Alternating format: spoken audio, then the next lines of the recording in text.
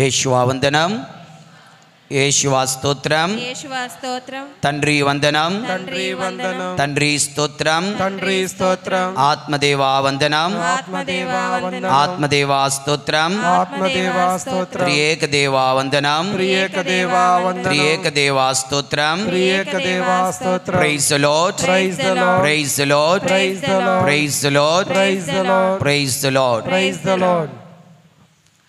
దేవుని యందు ప్రియమైన సహోదరి సహోదరులారా, దేవుని ప్రియబిడ్డలారా, తపస్సు కాలం 3వ ఆదివారపు వాక్య పరిచర్యకు మీ అందరికీ సాదరముగా స్వాగతం పలుకుతూ ఉన్నాను. మరి ఈ రోజున సువిశేష పఠనములో యోహాను శుభవార్త 2వ అధ్యాయము 13వ వచనం నుంచి మనము వాక్యాన్ని ధ్యానిస్తూ ఉన్నాం. దేవుని యందు ప్రియులారా, ఈ యొక్క వచనాలలో మనం చూస్తున్నట్లయితే యేసు ప్రభు కోపపడడం, యేసు ప్రభు దేవాలయానికి వెళ్ళి అక్కడ స్థితిగతులను చూచి కోపవస్తుడే ఉగ్రుడై కోపగించుకొని త్రాళ్లతో కొరడాను పేని అక్కడున్న వారందరినీ కూడా చెల్లాచెదురు చేయడం, లేదంటే ఆవులను, ఎడ్లను, గొర్రెలను, మేకలను, పావురాలను బయటికి పంపడం, డబ్బులు మార్చి వారి బల్లలను పడద్రోయడం, ఇలా యేసు ప్రభు కోపగించుకొనడం మనం చూస్తున్నాం. దేవుని యందు ప్రియమైన సహోదరి సహోదరులారా, అయితే ఈనాటి ఈ ధ్యానాంశములో ఈ సువిశేషాన్ని ధ్యానిస్తూ, సువిశేష పఠనాన్ని ధ్యానిస్తూ ఒక అంశం, ఒక ప్రశ్న మనందరం వేసుకోవాలి. దేవుని యందు ప్రియులారా, యేసు ప్రభు కొరడా పేని ఎందుకు అందరినీ పారద్రోలారు? యేసు ప్రభు కొరడా పేని ఎందుకు దేవాలయాన్ని శుద్ధి చేయవలసి వచ్చింది? యేసు ప్రభు ఎందుకు డబ్బులు మార్చి వారి బల్లలను పడద్రోశారు? యేసు ప్రభు కొరడా పేని కొట్టేంత కోపం ఎందుకు వచ్చింది? Why did Jesus got angry? యేసు ప్రభు ఎందుకు అంత కోపగించుకున్నారు అన్న అంశాన్ని ధ్యానిస్తూ ఒక 5 కారణాలను మనం నేర్చుకోవడానికి, తెలుసుకోవడానికి ప్రయత్నం చేద్దాం. దేవుని యందు ప్రియులారా, మొట్టమొదటి కారణం, ఎందుకు యేసు ప్రభు కోపగించారు? ఎందుకు యేసు ప్రభు కొరడా పెట్టి వారందరినీ కూడా పారద్రోలవలసి వచ్చింది అంటే, ఆ యొక్క దేవాలయంలో కొన్ని భాగాలు ఉంటాయంట. మొట్టమొదటిది ద హోలీ ఆఫ్ హోలీస్, అత్యంత పవిత్రమైన స్థలం, ప్రధాన అర్చకుడు మాత్రమే వెళ్ళగలిగే స్థలం. తర్వాత రెండవది ఇన్నర్ ఛాంబర్, లేదా దేవాలయంలో ప్రజలు లేదంటే యూదులు ప్రార్థించుకునే స్థలం. ఇంకొక స్థలం స్త్రీలు ఉండే స్థలం. మరొక స్థలం సున్నతి సాంగ్యము లేని అన్యులుగా, ఏదైనా గ్రీకులు, రోమియులు, అన్యులు ఎవరైనా, యూదులు కాకుండా ఎవరైనా, సున్నతి కాని వారు ఎవరైనా యెహోవా దేవుని నామములో ప్రార్థించుకోవాలనుకుంటే వాళ్ళందరికీ కూడా యెరూషలేము దేవాలయంలో some courtyard, outer part of the temple అంటారు. అనగా మన దేవాలయానికి బయట ఉన్నటువంటి ఆ కోర్టియార్డ్, ఓపెన్ గ్రౌండ్, అటువంటి స్థలంలో అన్యులు, యోదయ ఇతరులు వచ్చి ప్రార్థించుకోగలరు, ప్రార్థించుకోవాలి. అయితే ఆ అన్యులు ప్రార్థించుకోగలవలసినటువంటి స్థలంలో ఏం జరుగుతుంది? వర్తకము జరుగుతుంది, వ్యాపారము జరుగుతుంది. దేవుని యందు ప్రియులారా, ఆవులు, ఎడ్లను, గొర్రెలు, మేకలు, పావురములు, గువ్వలు వాళ్ళు అక్కడ మందల మందలుగా, గుంపులు గుంపులుగా సమకూర్చి అమ్ముతూ ఉన్నారు. ఎందుకంటే వాళ్ళు దేవాలయంలో బలులు అర్పించాలి కనుక ఆ యొక్క వస్తువులను కొనుగోలు చేసుకొని, ఆ యొక్క జంతువులను కొనుగోలు చేసుకొని యాజకునికి అర్పించేవారు. దేవుని యందు ప్రియులారా, ఈ విధంగా అన్యులు ప్రార్థించుకోవలసిన స్థలము ఏమైపోయింది? వర్తక స్థలం అయిపోయింది. అందుకే ప్రభు నా తండ్రి గృహము అనేకులకు ప్రార్థనాలయమని పిలువబడును, దానిని మీరు దొంగల గుహగా మార్చితిరా. దొంగల గుహ, డబ్బులు దాచుకునే గుహ. ఇక్కడ డబ్బులు దాచుకోవడం, డబ్బులు మార్చుకోవడం చేస్తున్నారా అంటూ దేవుని యందు ప్రియులారా, ప్రార్థనకు ఆటంకంగా వారు నిలిచారు కనుక, ఇతరులు ప్రార్థించుకొనడానికి ఆటంకంగా వాళ్ళు నిలుస్తున్నారు కనుక, దేవుని యందు ప్రియులారా, యేసు ప్రభు కొరడా పట్టుకొని వారందరినీ కూడా పారద్రోలవలసి వచ్చింది. మరి ఈ కారణం లేదా ఈ యొక్క సమాధానం వలన ప్రభు మనకు చెబుతున్నారు, దేవుని యందు ప్రియులారా, we should never become an obstacle, an hindrance for others to pray. ఇతరులు ప్రార్థించుకొనడానికి నీవు నేను ఎన్నడూ ఎప్పుడు ఆటంకం కాకూడదు. We should never dare to be an obstacle for others to pray.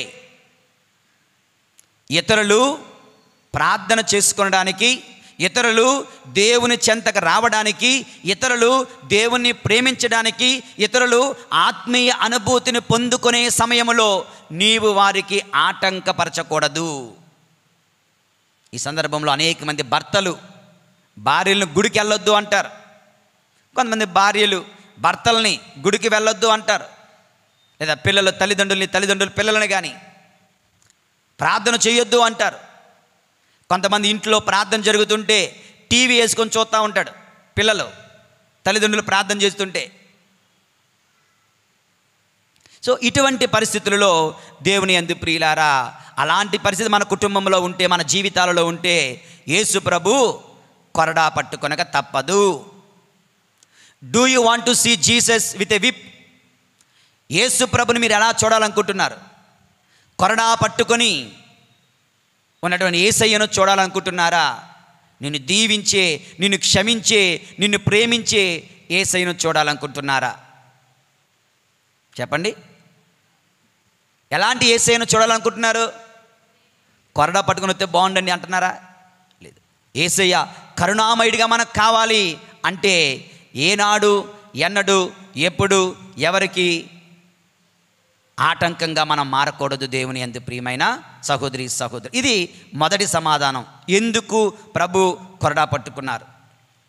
రెండవది దేవుని యందు ప్రియులారా, రెండవ కారణం, రెండవ సమాధానం, ఎందుకు యేసు ప్రభు కొరడా పట్టుకున్న వాళ్ళందరినీ కూడా కొట్టవలసి వచ్చింది అంటే, ఆ దేవాలయము పవిత్రమైన స్థలము. ఆ పవిత్రమైన స్థలములో గొర్రెలతో, మేకలతో, ఆవులతో, ఎద్దులతో, పావురాలతో ఉంటే వాటి యొక్క లిట్టరింగ్ అంటారు కదా, డంగ్, పేడ, వాటి యొక్క అరుపులు, వావి తీర్చే దుర్వాసన, ఇవన్నీ కూడా పవిత్రమైన దేవాలయ స్థితిగతులను, వాతావరణాన్ని మార్చేస్తుంది. మార్కెట్ ప్లేస్, మార్కెట్ యార్డ్ ఎలాగుంటుందో, ఎంత గందరగోళంగా ఉంటుందో, ఎంత నాయిసీగా ఉంటుందో, ఎంత డిస్టర్బెన్స్గా ఉంటుందో, పవిత్రమైన స్థలం అపవిత్రం పాలైపోయింది. డెసక్రేషన్ ఆఫ్ గాడ్స్ టెంపుల్, దేవుని యొక్క పవిత్రమైన స్థలం అమంగళమైపోతుంది, అపవిత్రమైపోతుంది. దానికి కారణం ఆ యూదులు, ఆ యూదా మత పెద్దలు, ఆ ప్రధాన అర్చకుడు, దేవుని యందు ప్రియులారా. కనుక ప్రభు ఏం చేస్తున్నారు? కర్ర పట్టుకొని, లేదంటే కొరడా పట్టుకొని వారందరినీ కూడా పారద్రోలవలసి వస్తుంది, దేవుని యందు ప్రియులారా. మరి ఈ సమాధానం మనకు నేర్పుతున్నటువంటి గొప్ప పాఠం ఏమిటంటే, దేవాలయాన్ని ఎల్లప్పుడూ పవిత్రంగా ఉంచుకోవాలి. దేవాలయాన్ని ఎల్లప్పుడూ పవిత్రంగా ఉంచుకోవాలి. దేవాలయ పరిసరాలను కూడా ఎల్లప్పుడూ పవిత్రంగా ఉంచుకోవాలి. దేవాలయ పరిసరాలు, చాలామంది మనందరికీ తెలుసు, ఈ పిల్లలు వాళ్ళకు నిజంగా బుర్ర పంచేదో ఏమో తెలియదు కానీ, వాళ్ళకి ఎక్కడైనా గోడ కనిపిస్తే చాలు, ఎక్కడైనా చక్కని గోడ కనిపిస్తే వెంటనే ఏం చేస్తారు? పెన్నతో కాదు, మళ్ళా పెన్నతో కాదు, ఏదో ముళ్ళుతో, వాళ్ళ చేతుల్లో ఉన్న బండి తాళాలతో, కారు తాళాలతో రేకులతో సింబల్స్ గుర్తెత్తుంటాయి. ఏంటి? లవ్ షేపులు. అప్పారావు పెద్ద love shape Appalamma, Apparao loves Appalamma. ఈ పేర్లు ఎవరికి ఉండవు కనుక వాడాను. గొప్పకని ఏదో పేరు చెప్పాను అనుకో, అది నీ పేరు అయిందనుకో బాధపడతారని. ఓకే, దేవుని యందు ప్రియమైన సహోదరి సహోదరులారా, ఎక్కడ పడితే అక్కడ గోడల మీద గోడలు, లేదంటే కిటికీల మీద, తలుపుల మీద, ఎక్కడ పడితే అక్కడ గీసేయడమే. మనం ఏం తక్కువ తిన్నామా? ఏదో ఎవరో పుట్టినరోజో పండగ అయింది, పూజ అయిపోయిన తర్వాత కిందకి వెళ్ళాక ఎవరో ఒక కేక్ ఇచ్చారనుకో, కేక్ తినేసి తొక్కెక్కడే, కేకు నాకు తొక్క నీకు ప్రభువా. అరటిపండు పంచాడనుకో, పండు నాకు తొక్క నీకు ప్రభువా. లేదా ఫాదర్ గారు వచ్చి తుడుచుకుంటారులే.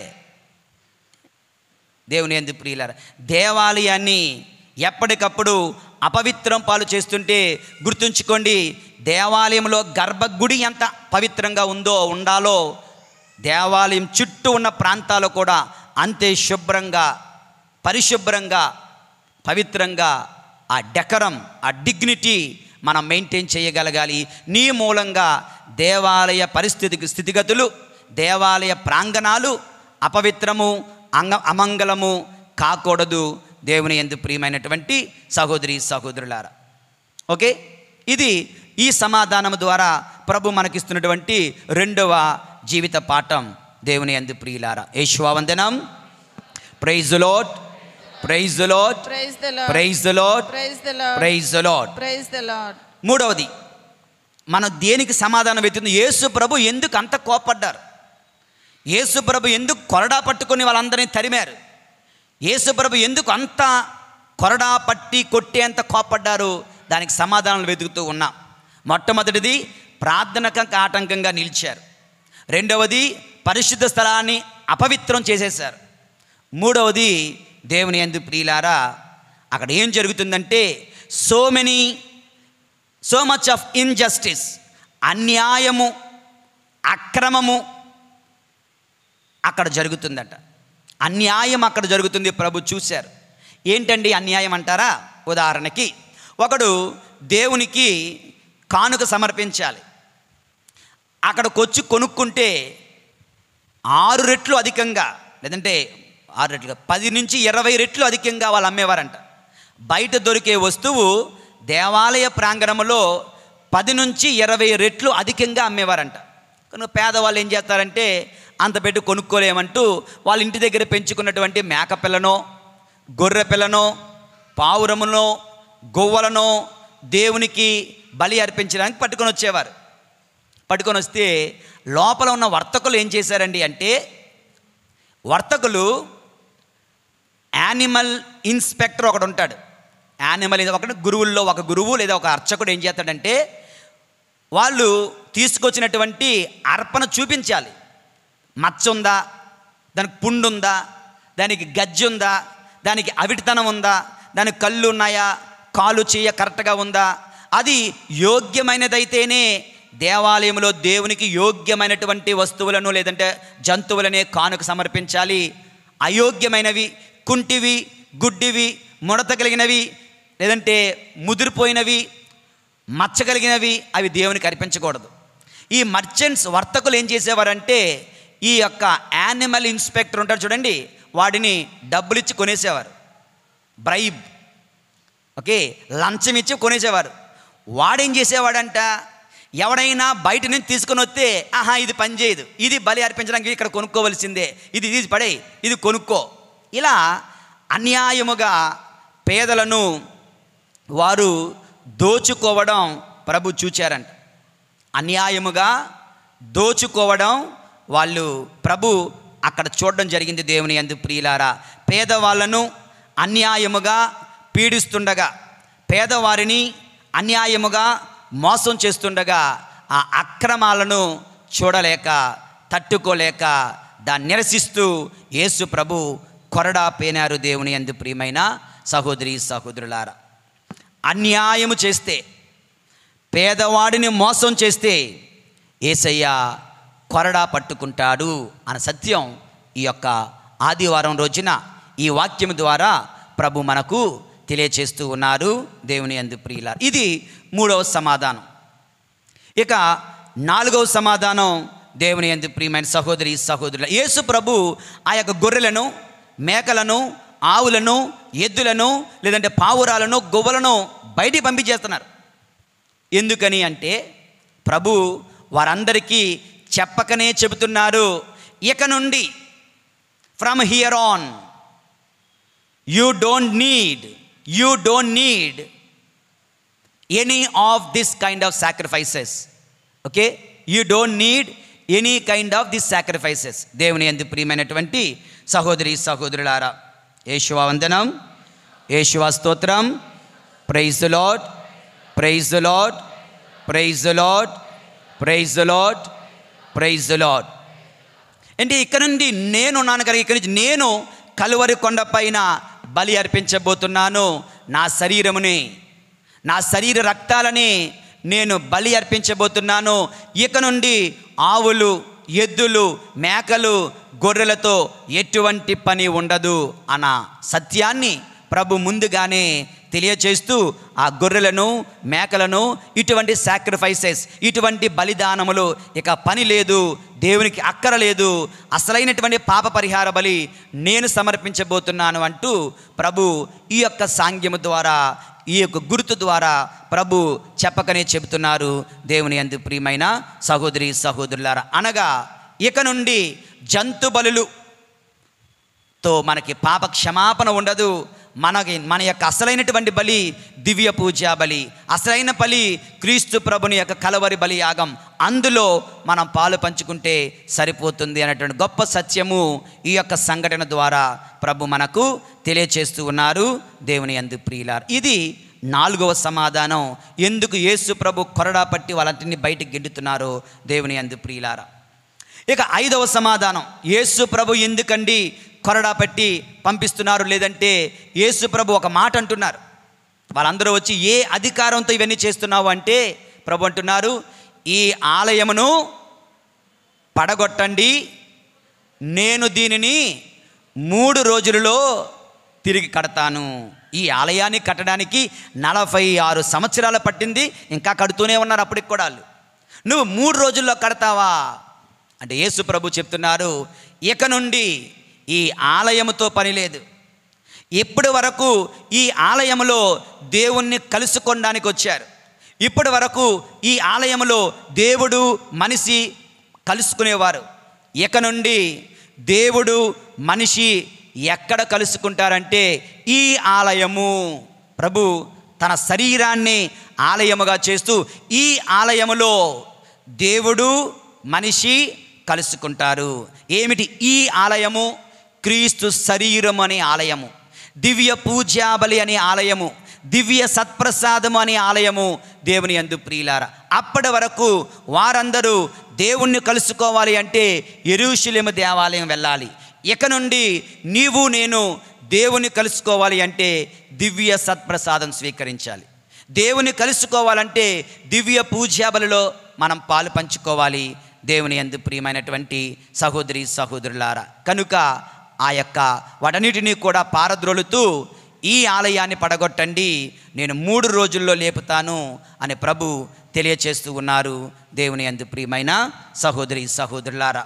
కనుక యేసు అనే శరీరం, తన శరీరమే ఒక ఆలయముగా, దివ్య పూజాబలి అసలైన ఆలయముగా, దివ్య సత్ప్రసాదమే దేవుణ్ణి మనుషులు కలుసుకుని ఒక మార్గముగా ప్రభు మలుస్తూ ఉన్నారు దేవుని యందు ప్రియమైన సహోదరి సహోదరులారా.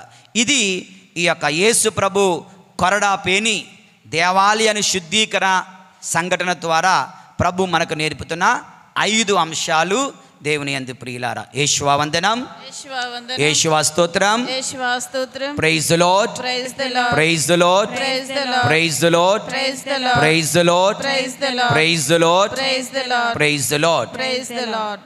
ఇది మొదటి ధ్యానాంశం. సువిశేష పట్టణం అయిపోయింది.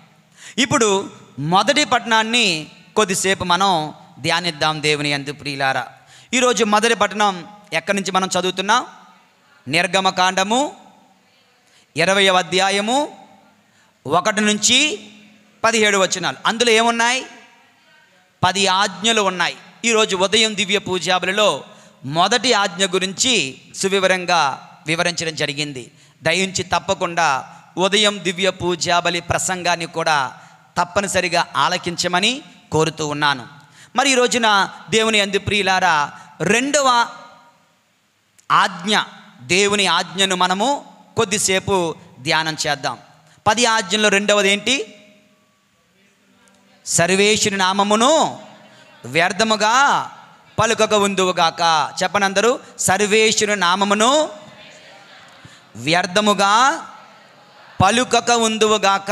పలుకక ఇందువుగాక. మరొకసారి, సర్వేశ్వరుని నామమును సర్వేశ్వరుని నామమును వ్యర్థముగా వ్యర్థముగా పలుకక ఉందువుగాక. పలుకక ఉందువుగాక. దేవుని నామాన్ని వ్యర్థంగా పలకకూడదంట. ఇది నిర్గమకాండము 20వ అధ్యాయము 7వ వచనంలో రాయబడి ఉంది. ఈ యొక్క దేవుని నామము గురించి మరికొన్ని వాక్యాలు, ఒక 4 వాక్యాలు మనం చదువుదాం. దేవుని యందు ప్రియులారా, కీర్తనల గ్రంథము 8వ అధ్యాయము 1వ వచనం చదవండి. కీర్తనలు 8:1. కీర్తనలు 8:1. మా దేవుడవైన ప్రభు, నీ నామము భూమి అందంతట కన్నను ఘనమైనది, ఆకాశము పైన నీ మహిమ కనిపించుచున్నది. చండి కీర్తనగాడు, మా దేవుడైన ప్రభు, నీ నామము భూమి అందంతట కన్నా అంతటను ఘనమైన నామం, ఆకాశము పైన నీ మహిమ కనిపించుచున్నది. దేవుని నామం భూమి అంతట కన్నా ఘనమైనది, భూమి అంతటా అది ఘనమైనది. దేవుని యందు ప్రియులారా, కీర్తన 75:1 వచనం. కీర్తన 75:1 వచనం. ప్రభు, నేను నిన్ను స్తుతింతును, కృతజ్ఞతలు అర్పింతును, నీ నామమును గణపరుతును, నీ మహాకార్యములను నీ నామమును గణపరుతును అంటూ కీర్తనాకారుడు దేవుని నామము గురించి తెలియచేస్తున్నారు. దేవుని యందు ప్రియులారా, ఇంకొక వాక్యం చూద్దాం. కీర్తనల గ్రంథము 103:1 వచనం. కీర్తనల గ్రంథము 103:1 వచనం. చాలా చక్కని మాట. నా తర్వాత చెప్పను అందరూ. నా ప్రాణమా ప్రభువును స్తుతింపుము, నాలోని సమస్త శక్తులారా ఆయన పవిత్ర నామమును సన్నుతింపుడు. దేవుని నామమును మనందరము ఎల్లప్పుడూ స్తుతించాలంట. దేవుని యందు ప్రియులారా, సామెతల గ్రంథము 18వ అధ్యాయము 10వ వచనం. సామెతల గ్రంథము 18:10 వచనం. ప్రభు దివ్య నామము కోట వంటిది, పుణ్యపురుషులు దానిలోనికి ప్రవేశించి రక్షణమును బడియుదురు, ధనవంతులు మాత్రము తమ సంపద తమను ఉన్నతమైన ప్రాకారము లక్షించునని భ్రాంతి పడుదురు. దేవుని యందు ప్రియులారా, ప్రభుని దివ్య నామము కోట వంటిది. ఒకసారి కోటలోకి ఎవడని వెళ్ళాడంటే ఈ సేఫ్. ప్రభుని నామము కోట వంటిది, పుణ్య పురుషులు దానిలోనికి ప్రవేశించి రక్షణాన్ని పొందుతారు. దేవుని యందు ప్రియులారా, ఒక వ్యక్తి అడుగుతున్నాడు ప్రభుని, ప్రభువా నీ పేరేమిటి అని. ఎవరు అడిగారు? అరే చెల్లిదా? మోషే. ప్రభువా నీ పేరేమిటి? ప్రభు ఇచ్చిన సమాధానం ఏమిటి? నేను ఉన్నవాడను. దేవుని యందు ప్రియులారా, దేవుని నామములో, దేవుని నామము అంటే అంట ఆయన పూర్తి స్వభావం, ఆయన పూర్తి వ్యక్తిత్వం ఇమిడి ఉంటుందట. దేవుని నామము అంటే ఆ నామములో ఆయన స్వభావం, what he is, I am who I am, ఆయన వ్యక్తిత్వం అందులో ఇమిడి ఉంటుంది. దేవుని యందు ప్రియులారా, దేవుని నామమును వ్యర్థముగా పలుకక యుందువుగాక అంటే ఆయన వ్యక్తిత్వాన్ని, ఆయన స్వభావాన్ని అవమానించకూడదు. ఆయన వ్యక్తిత్వాన్ని, ఆయన స్వభావాన్ని మనము అవమానించకూడదు అని గుర్తించాలి. దేవుని యందు ప్రియులారా, మనమేమైనా దేవుని నామాన్ని అపవిత్రం చేస్తున్నామా? ఇందాక మనం ఒక ప్రశ్న వేసుకున్నాం. ఏంటి ఆ ప్రశ్న? యేసు ప్రభు ఎందుకు కొరడా పట్టి కోపగించాల్సిన అవసరం వచ్చింది. 5 సమాధానాలు వెతికాం. ఇప్పుడు కూడా దేవుని యందు ప్రియులారా, మనమేమైనా దేవుని నామాన్ని అపవిత్రం చేస్తున్నామేమో, ఒక 5 లేదా 6 విషయాల ద్వారా దేవుని నామాన్ని మనం అపవిత్రం చేస్తున్నామేమో ఒకసారి తెలుసుకుందాం దేవుని యందు ప్రియులారా. దానికంటే ముందుగా ఈ యొక్క ఆజ్ఞ గురించి ప్రభు ఏమంటున్నారో చూద్దాం. యెహెజ్కేలు గ్రంథము 36వ అధ్యాయము 26వ వచనం. యెహెజ్కేలు గ్రంథము 36వ అధ్యాయము 20వ వచనం చదవండి ఎవరైనా. యెహెజ్కేలు గ్రంథము 36వ అధ్యాయము 20వ వచనం. వారు పోయిన తావులందెల్లా నా నామమునకు అపకీర్తి తెచ్చిరి. జనులు మీరు ప్రభు ప్రజలు, వీరు ప్రభుని ప్రజలు, కానీ అతడు వీరిని తమ దేశము నుండి బహిష్కరించెను అని చెప్పుకొనిరి. కానీ నా దివ్య నామమును గురించి నేను చింతించి తిని, ఇశ్రాయేలీయులు తాము పోయిన తావులందెల్లా దానికి అపకీర్తి తెచ్చితిరి. నీవు ఇశ్రాయేలుతో యావే ప్రభు నా పలుగా ఇట్లు చెప్పుము అంటూ ప్రభు బాధపడుతున్నారు దేవుని యందు ప్రియులారా. The lord is literally sad. The Lord God is literally sad because wherever his people went, they brought only disgrace to his holy name. దేవుని ప్రజలు ఎక్కడికి వెళ్ళినా అక్కడ ఏం చేశారు? దేవుని నామమునకు మహిమ చేకూర్చాల్సిందికి బదులుగా దేవుని నామమునకు అపకీర్తిని, అవమానాన్ని తీసుకొని వచ్చారంటే దేవుని యందు ప్రియులారా, ప్రభు బాధపడడం మనం చూస్తున్నాం. మనకు తెలుసు కదా, సినిమాల్లో విలన్లు ఎవడో, ఆడ మహా విలన్ అయితే వాడి మెడలో పెద్ద క్రాస్ పెడతాడు ఆ డైరెక్టర్ ఎవడో కానీ. అంటే మరొకరైతే ఈ పాటికి ఆ సినిమాని సింపేసి ఆ డైరెక్టర్తో ఫైటింగ్ అడ్ చేసేవాడు మన క్రైస్తవులు కానీ ఎవరు పట్టించుకోడు. ఆ పోనీలే, అది మన దౌర్భాగ్యం, దురదృష్టం. రేపిస్ట్ ఎవడు అంటే ఆడేమో పీటర్, ఆడి పేరు ఉంటుంది, అలెగ్జాండర్ అని ఉంటుంది, ఏదో రకరకాల భలే పేర్లు పెడతారు. Christian names for villains. ఎందుకని? ప్రపంచంలో ఇండైరెక్ట్ నాలెడ్జ్, ఇండైరెక్ట్ మెసేజ్ ఎక్కడో ఏంటంటే వీళ్ళే ఎక్కువ తప్పులు చేస్తారనా. ఒక పక్క మన దేవుడు ఎంతో పవిత్రుడు, కానీ లోకంలో ఎక్కడ అరాచకాలు జరిగినా మన పేర్లు వాడుతున్నారు.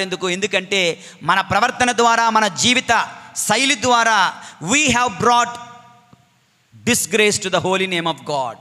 దేవుని నామమునకు మన అందరం అపకీర్తిని తెచ్చామంటే దేవుని యందు ప్రియులారా, దేవుడు బాధపడుతున్నారు. Catechism of the Catholic church CCC అని ఉంటుంది. అందులో 2143వ ఆర్టికల్ నెంబర్ ఏం చెప్తుందంటే, మౌనముగా ప్రేమ నిండిన ఆరాధనతో దేవుని పవిత్ర నామాన్ని మనసులో దాచుకోవాలి.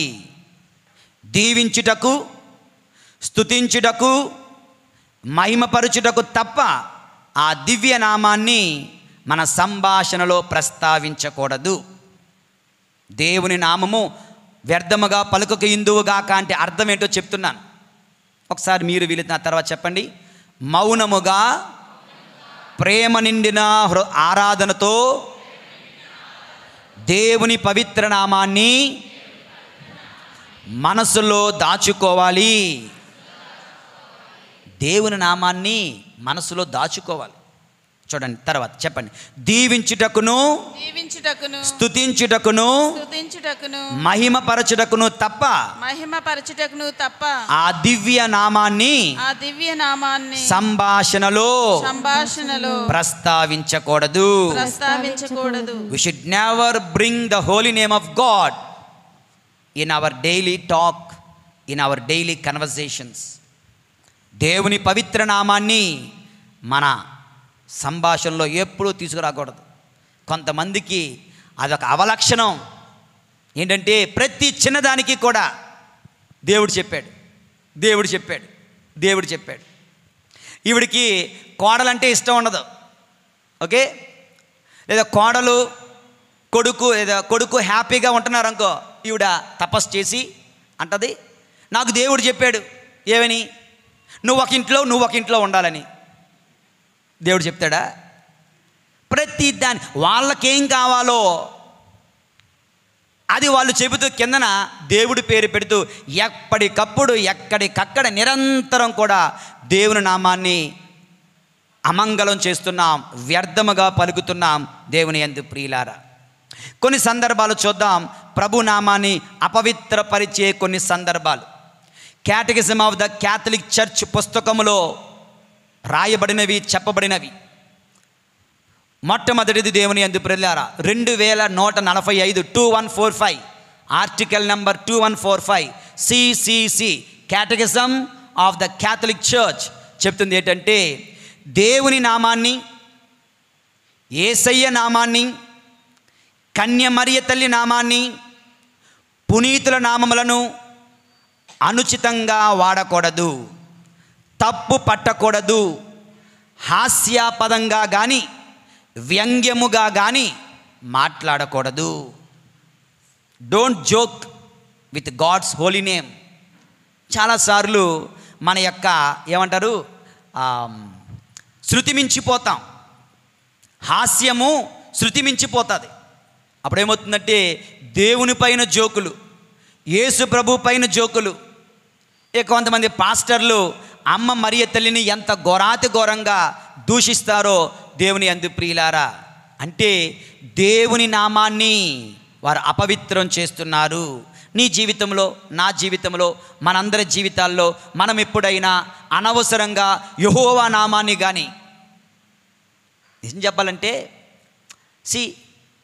ఎవరైనా పిల్లవాడు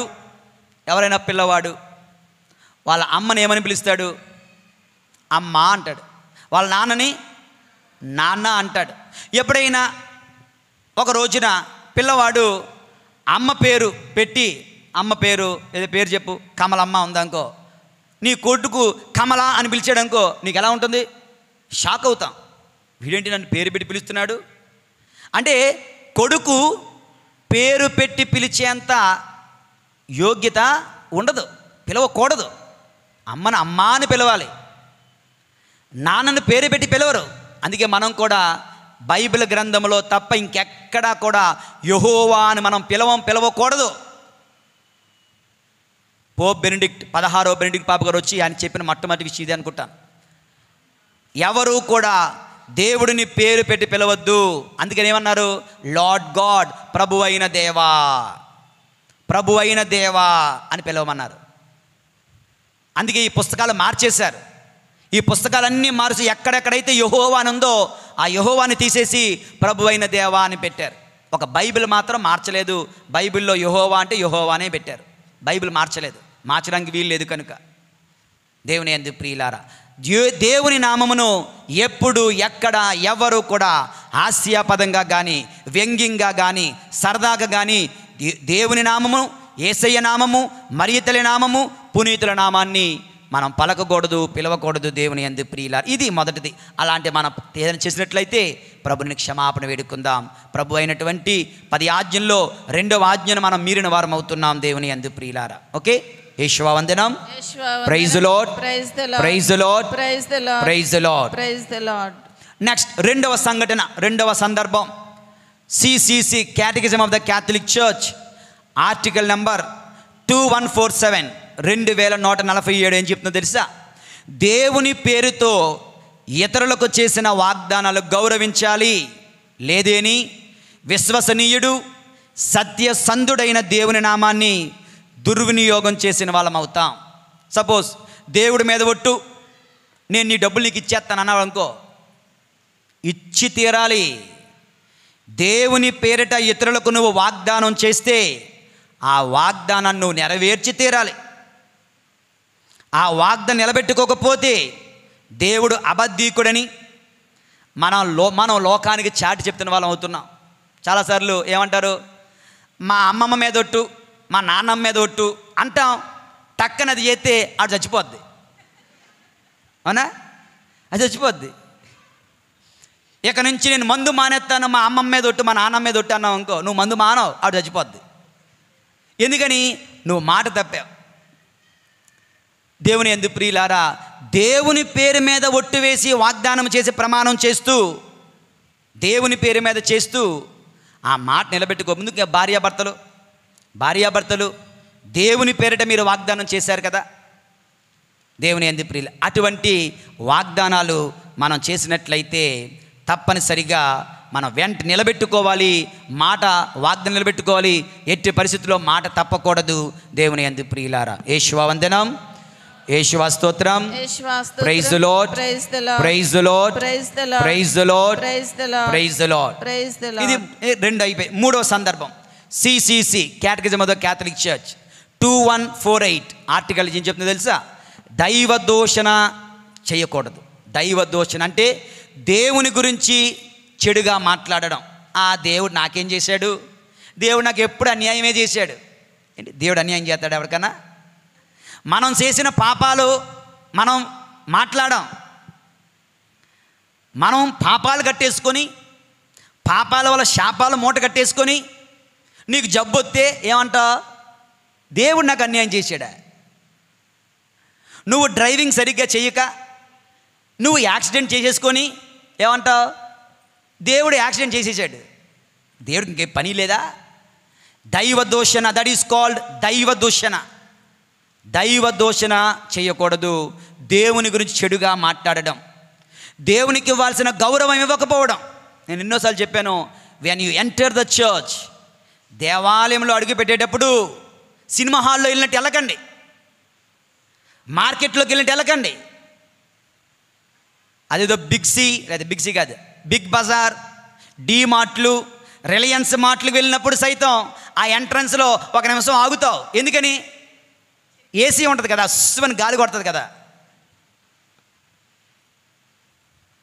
దేవాలయంలో ఏదో మార్కెట్లోకి వెళ్ళినట్టు, సినిమా హాల్లోకి వెళ్ళినట్టు కాకుండా అడుగు పెట్టిన మరుక్షణం బయట ప్రపంచం నుంచి దేవుని రాజ్యములో, దేవుని ఆలయం అడుగు పెట్టాను, అక్కడే నీ శిరమ వంచు, నీ చేతులు జోడించు, మోకాళ్ళు వంచు. వృద్ధులు, రోగులైతే కనీసం శిరమ వంచి చేతులు జోడించి అప్పుడు మీరు లోపలికి వచ్చి నీ ప్లేస్ చూసి రావాలి. ఎన్నిసార్లు చెప్పానో, చాలాసార్లు ఇలా పూజలో ఉంటుండగా కొంతమందిని చూస్తూ ఉంటారు, సర్రమని వచ్చేస్తుంటారన్నమాట. చెప్పింది వినబట్టలేదా? అర్థం చేసుకోవట్లేదా? Which means they don't know that this is the presence of God, that this place is filled with the presence of God. దేవుని యందు ప్రియుల, దేవాలయంలో అడుగుపెట్టేటప్పుడు ఆయనకి ఇవ్వాల్సిన గౌరవం ఆయనకి ఇవ్వండి. ఆయన నామాన్ని అనుచితంగా ఉపయోగించకండి. నేరాలు కప్పిపుచ్చడం దైవ దూషణం చేయడమే. ప్రజలను బానిసలుగా చేయడానికి, వ్యక్తులను చిత్రహింసలకు గురి చేయడానికి, వ్యక్తులను మరణానికి గురి చేయడానికి దేవుని నామాన్ని ఉపయోగిస్తే అది దైవ దూషణం. ఉదాహరణ కొంతమంది చూడండి, ఈ యొక్క ఇస్లామిక్ టెర్రరిస్టులు జిహాద్ అంటూ పేక్కొచ్చేస్తున్నారు. ఇది ఎక్కడ గొడవ? దేవుని పేరు చెబుతూ పేక్కొత్తారా? దేవుని పేరు చెబుతూ ఒకరిని హింసిస్తారా? అలా మనం ఎప్పుడైనా ఎక్కడైనా దేవుని నామము చెబుతూ ఒకరిని హింసిస్తే, ఒకరిని దూషిస్తే, ఒకరిని బాధిస్తే అది దైవ దూషణం అవుతుంది. దేవుని యందు ప్రియులారా, కనుక అటువంటి సందర్భాలను మనం జయించాలి, మన జీవితంలో రాకూడదు. ఇంకొక 2 చెప్తా. ఓకే, సిసిసి ఆర్టికల్ నంబర్ 2150 2150 ఏం చెప్తుందో తెలుసా? అసత్య ప్రమాణాలు దేవుని నామములో చేయకుండా ఉండడం.